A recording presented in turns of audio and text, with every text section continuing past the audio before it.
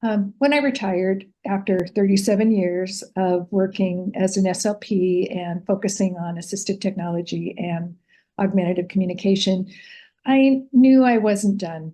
And when I thought back about the kids who made me the happiest, the kids that I found the most intriguing, the students that really fed my heart, touched my heart, those were the kids with the most significant learning and communication challenges. So I thought, what can I do just to stay involved in the field and support those kiddos? And luckily, at that same time, Karen Erickson and David Koppenhaver, they published the book Comprehensive Literacy for All. And in reading that book, I just got so excited about their focus on meaningful literacy activities, meaningful literacy opportunities and experiences for students with the greatest challenges who are at emerging literacy levels. And also the strategies that are evidence-based, the strategies that they know work with that particular group of students. So I thought, well, what can I do that with my retired time that in this area, because I found it so exciting.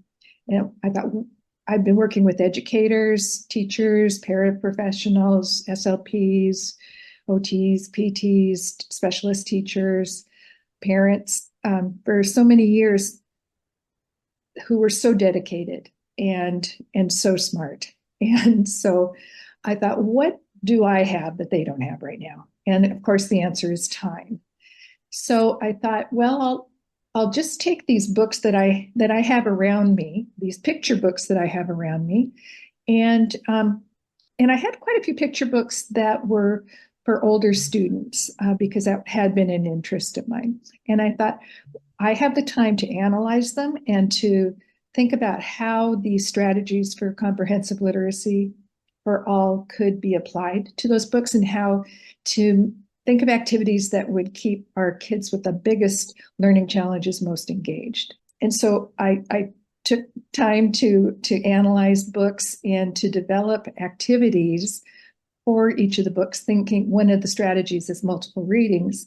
And so if you read a book 4 days in a row, what are 4 different purposes that you can read that book for? Knowing that my biggest background is in communication and knowing that shared reading is all about interaction and engagement. So that was a part of all of the books.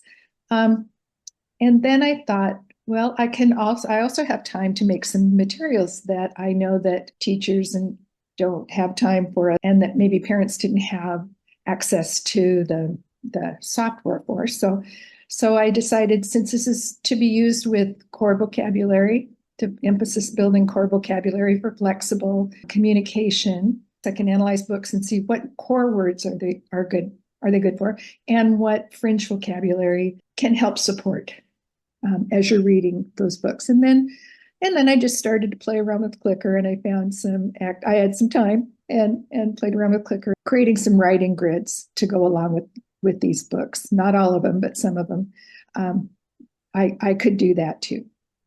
Of course, I couldn't do it alone. I had to have a lot of support, and I had support from local assistive technology specialists in my area that I was fortunate enough to work with, and with the Special Education Technology Center, support to get things available through your website, and then with Sam and Dima making them searchable, making this book collection searchable. I started with about 20 books, and I'm about up to a little over 250 right now, and always wanting more books. So yeah, so that's my why.